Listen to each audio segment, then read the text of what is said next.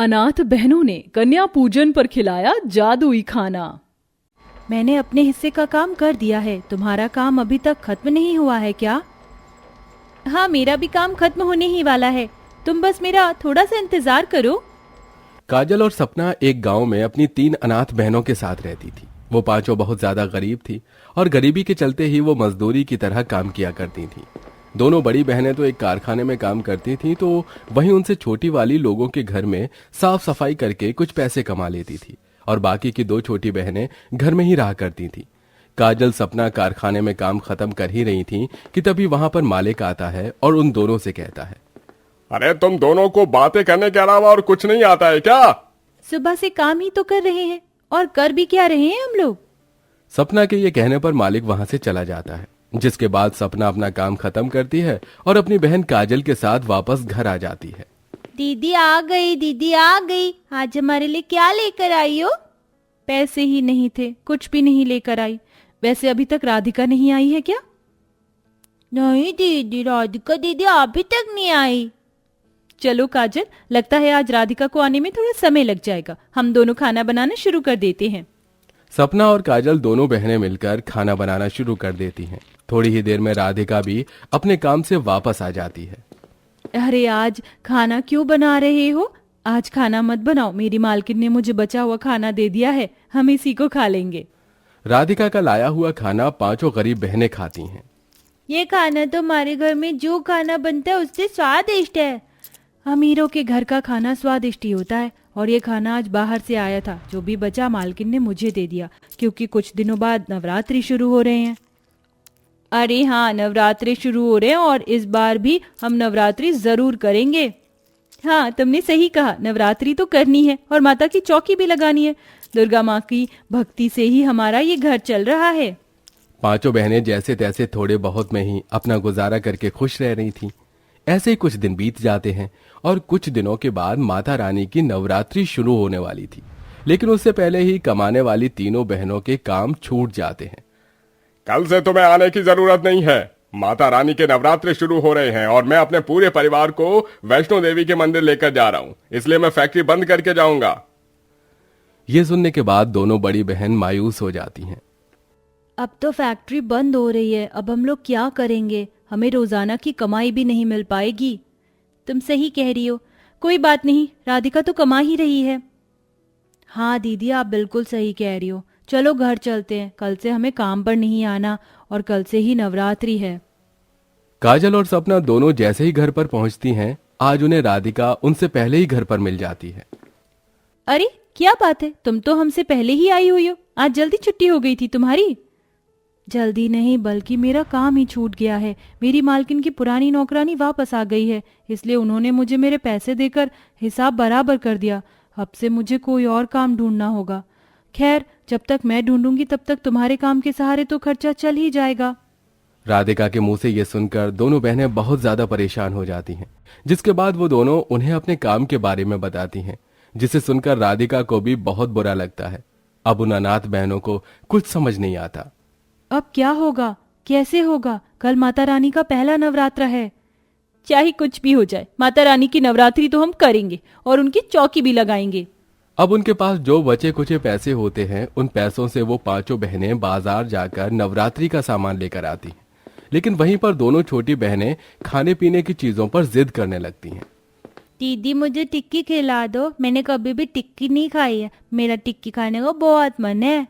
मुझे चाउमीन खानी है दीदी, मुझे चाउमीन दिला दो ना। तुम दोनों थोड़ा सा कंट्रोल रखो अपनी जुबान पर।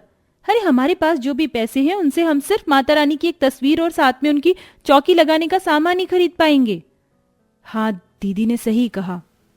अब पांचों बहनें वापस घर आ जाती हैं और अपने घर जाकर सारा सामान अच्छे से रख देती हैं। अगले दिन जब सवेरा होता है, पांचों बहनें उठती हैं और सुबह नहाकर अपने घर में दुर्गा माता की चौकी लगा लेती हैं। दीदी, माता रानी के लिए भोग तो कुछ भी नहीं है हमारे पास। चिंता मत करो, कहीं ना कहीं से कुछ ना कुछ तो जरूर होगा। अब वो पांचों इतनी ज्यादा परेशान थीं कि उन्हें अपने खाने से ज्यादा माता रानी के भोग की चिंता थी, जिसके लिए वो तीनों समझदार बहनें लोगों के घर पर काम करने के लिए जाती हैं, उनसे गिड़गिड़ाते हुए काम मांगती हैं। बहुत मुश्किलों से उन्हें रोजाना कोई ना कोई काम मिलता है और उसी से वो माता रानी का भोग बनाकर दुर्गा माता को खिलाती हैं। धीरे धीरे माता रानी के 8 दिन निकल जाते हैं। पूर्वी, तुम्हें पता है कल हमारे घर पर माता रानी का भोग बनेगा, जिसमें पूरी, हलवा, छोले और भी बहुत कुछ होगा। हाँ, मुझे पता है। हर बार की तरह इस बार भी हमारी बड़ी बहनें नवमी पर माता रानी का प्रसाद बनाएंगी। पूर्वी, उषा दोनों को ये सारी बातें करते हुए तीनों बहनें सुन लेती हैं। इन दोनों को हमसे कितनी उम्मीद है, लेकिन देखो ना, हमारे पास तो फूटी कौड़ी भी नहीं है। कल नवमी है और हमारे पास कुछ भी नहीं है। आज अगर हमारी माता पिता जिंदा होते तो शायद हमें ये दिन ना देखने पड़ते। कल नवमी कैसे करेंगे हम लोग, मुझे तो समझ ही नहीं आ रहा। वो तीनों बहुत ज्यादा परेशान हो जाती हैं और फिर आखिरी में भूखी प्यासी सो जाती हैं। 5 बहनों के सोने के बाद उन 5 बहनों के सपने में दुर्गा माता आती हैं। तुम्हें इस तरह परेशान होने की जरूरत नहीं है। तुमने मेरी भक्ति इतनी अच्छे से की है कि एक बार को तुम खुद भूखी रह गई, लेकिन मुझे भरपूर पेट भर के भोग चढ़ाया। मैं तुम 5 की भक्ति से प्रसन्न हूँ। कल के लिए तुम्हें परेशान होने की जरूरत नहीं है। कल के लिए मैंने तुम्हारी रसोई में जादुई खाना रखा है।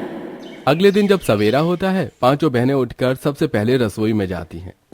क्या सच में तुम्हें भी वही सपना आया जो मुझे आया? हाँ, मुझे भी दुर्गा माता का सपना आया।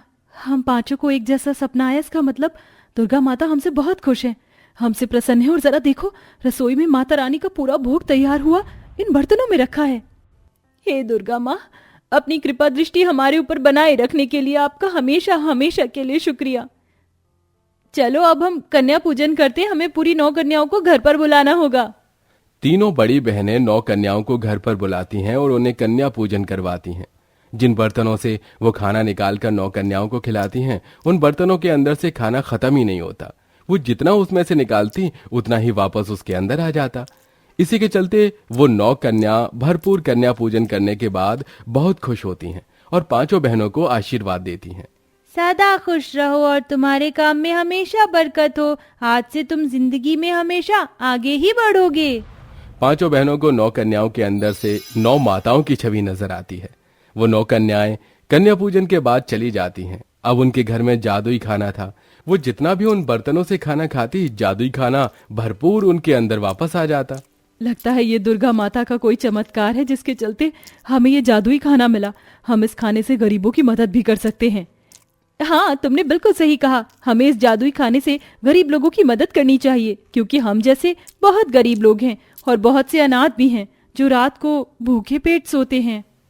इस तरह 5 गरीब बहनें गरीब लोगों की सहायता करती हैं और उन्हें रोजाना भरपूर जादुई खाना खिलाती हैं। कुछ समय बाद वो अपना खुद का ढाबा खोल लेती हैं और उनका ढाबा बहुत अच्छे से चलने लगता है।